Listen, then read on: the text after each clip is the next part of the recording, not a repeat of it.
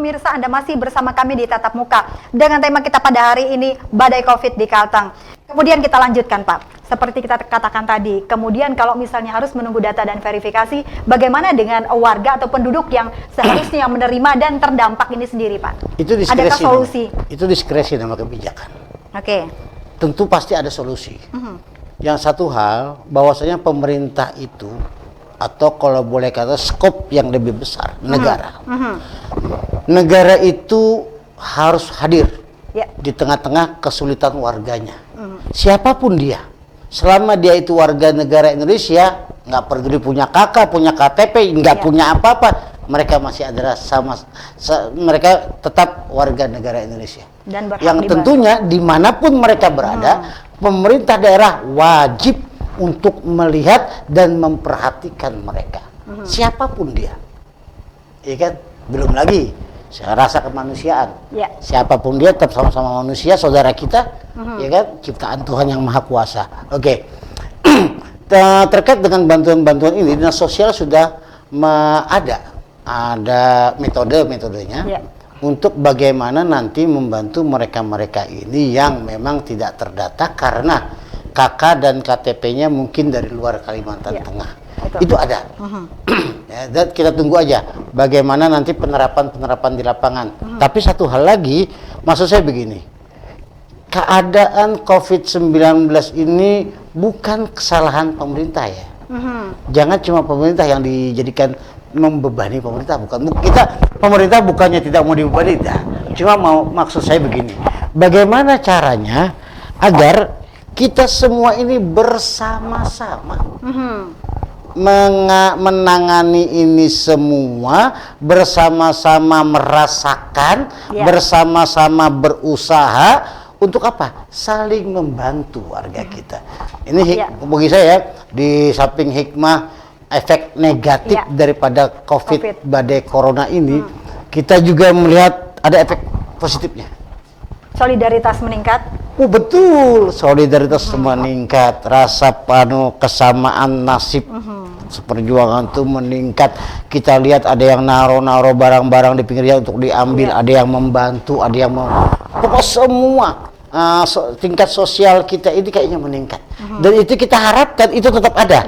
Setelah badai COVID-19 ini berlalu, perasaan itu, kehidupan seperti itu tetap berlangsung di Kalimantan. Saya tertarik, setelah badai COVID ini berlalu, skema atau jaring sosial seperti apa yang disiapkan untuk Kalteng ini sendiri, Pak, dari pemerintah provinsi? Ya, jaring-jaring sosial ini makanya kita ada sekitar 230 miliar kita anggarkan untuk jaring sosial itu. Yang pertama adalah mungkin kita bagaimana menyehatkan kembali ekonomi kita yang boleh kita akui atau kita tidak akui, tetap kita harus mengakui bahwa ekonomi kita morat-marit dengan adanya COVID ini. Perputaran uang sangat minim, ya kan? Dan juga usaha-usaha, banyak orang yang menutup usahanya dan hasil menutup usahanya itu dipakai untuk makan sehari-hari, tentu dia tidak punya modal lagi ke depan. Itu sudah kita pikirkan bagaimana nanti ada kredit lunak atau apapun yang mungkin bekerja sama dengan badan usaha milik daerah atau Bank Kalteng yang ada atau apapun juga, itu mungkin kita seperti kur dulu lah. Cuma modal-modal yang tidak terlalu tinggi. Dan juga kita juga bagaimana caranya di sekolah-sekolah juga. Sekolah-sekolah yang mungkin orang sudah kelamaan istirahat, mungkin harus ada stimulus apa yang menjadikan mereka rajin kembali, semangat kembali untuk menuntut ilmu. Dan juga tentunya di bidang kesehatan, di bidang ekonomi yang lainnya juga yang perlu penyehatan itu semua. Kemudian untuk kartu prakerja sendiri efisiensinya seperti apa, Pak? Saya nggak tahu. Kartu prakerja bukan urusan kita, urusan pemerintah pusat. Silahkan tanyakan ke pemerintah pusat. Kalau dari provinsi sendiri mungkin penanganan atau membantu yang pengangguran baru ini seperti apa? Kita kalau itu bukan kartu prakerja, walaupun kita tahu bagaimana cara penyaluran kartu prakerja lewat dinas tenaga kerja segala macam. Namun yang kita tahu tentang COVID-19 ini, PHK memang banyak.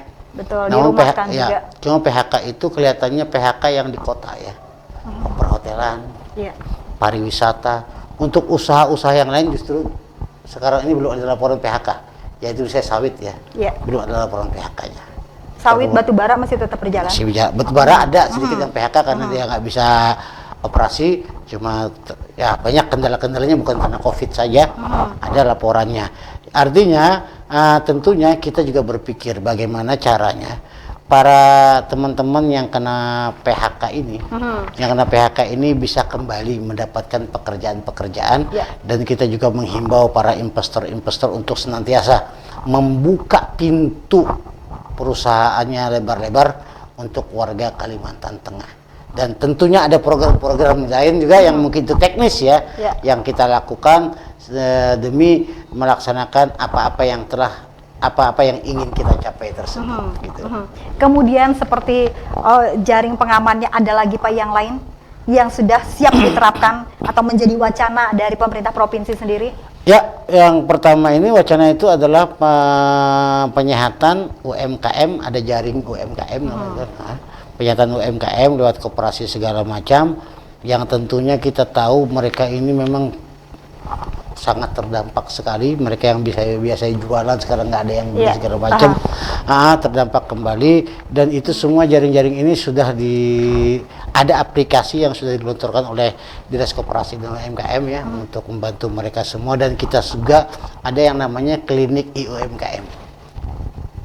Dari klinik itulah nanti yang akan mendengar aspirasi, keluhan-keluhan, serta apa-apa yang menjadi beban mereka, untuk kita carikan solusinya agar ke depan nanti bisa menghadapi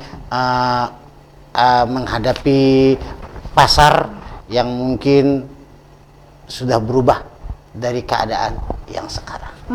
Kemudian untuk dari segi psikologi dan juga kesiapan mental dari masyarakat Kalteng, Pak, ketika kita sudah melewati ini, pasti ada kehidupan baru dalam tanda kutip. Pasti dalam hukum psikologi itu pasti ada kehidupan baru. Cuman kita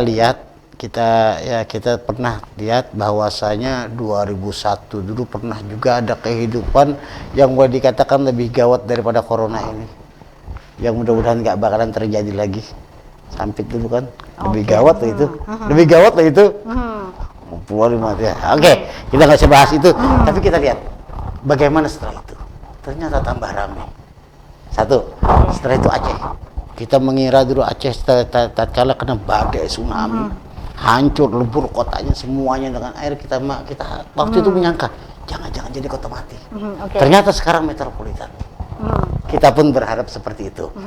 Setelah badai corona ini berlalu, artinya kita sudah dilatih bagaimana hidup di tengah-tengah wabah penyakit ini. Dan tentu setelah ini selesai, kita akan berusaha menerapkan cara hidup sehat seperti sekarang ini, cara bermasyarakat yang bagus seperti sekarang ini juga, dan tentunya kedepannya akan lebih baik. Kemudian Pak, karena kita ini termasuk di COVID ini badai, yang ingin saya tanyakan, sampai hari ini kita belum mendengar adanya namanya rapat paripurna pertanggungjawaban.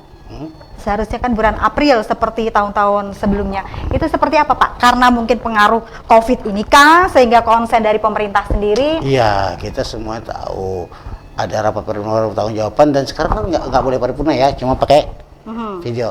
Nah itu pun tentunya kita menunggu. Mudah-mudahan secepatnya itu bisa kita laksanakan, dan adalah LKPJ, laporan keterangan pertanggungjawaban itu mudah-mudahan cepat bisa Tapi seharusnya kan 3 bulan setelah masa berakhir Pak. Tapi ini sudah masuk bulan Mei, bulan kelima. Itu seperti apa Pak? Jadi kan namanya force majeure, extraordinary. Dalam keadaan extraordinary ini segala sesuatu itu bisa saja terjadi apa saja.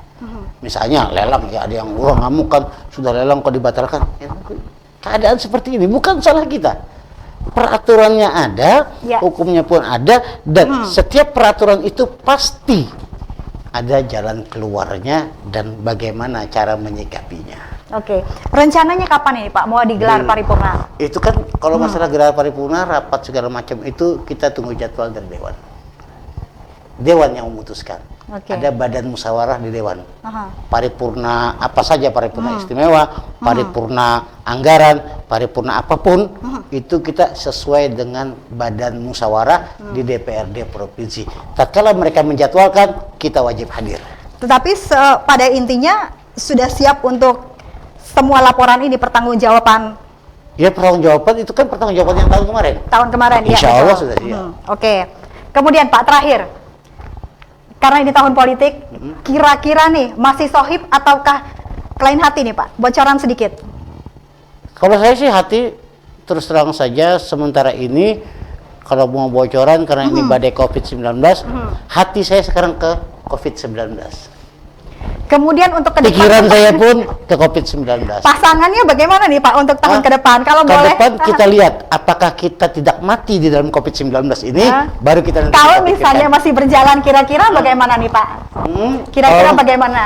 Kira-kira- Bocoran sedikit Pak, tahun bocoran pemilu sedikit nih. ini tahun Ah, politik tahun segala politik. macam yang terus terang bahwasanya walaupun ini COVID-19 kita tetap kira-kira kedua. Iya. Yang jelas ke depan itu kita akan berusaha lebih baik gitu saja. Tapi saya tetap penasaran siapakah pasangan Bapak ini sebenarnya? Nah, kalau penasaran tunggu episode dialog kita selanjutnya ya. Lihat, siapa yang penasaran? Tunggu kehadiran Wagub Habib Ismail di episode dialog TV, Jurnal TV di waktu dan tempat yang akan ditentukan kemudian. Ternyata pemirsa hari ini kita belum dapat mengetahui siapakah pasangan untuk sohib ke depannya. Pak Wagub, saya mengucapkan terima kasih untuk malam hari ini sudah hadir bersama kami di Jurnal Televisi. Pemirsa, mampu mengontrol kerja birokrasi, mengeksekusi kebijakan yang telah ada, sukses perencanaan, sukses implementasi, dan semua lini bergerak. Akhir kata, saya Olivia Teja bersama teman-teman yang bertugas pada malam hari ini pamit undur diri dari hadapan Anda, dan saya mengucapkan banyak terima kasih kepada narasumber kita pada malam hari ini, Wakil Gubernur Kalimantan Tengah Haji Habib Ismail bin Yahya yang juga Ketua Tim Pengarah Satgas Penanganan COVID-19. Pemirsa, akhir kata,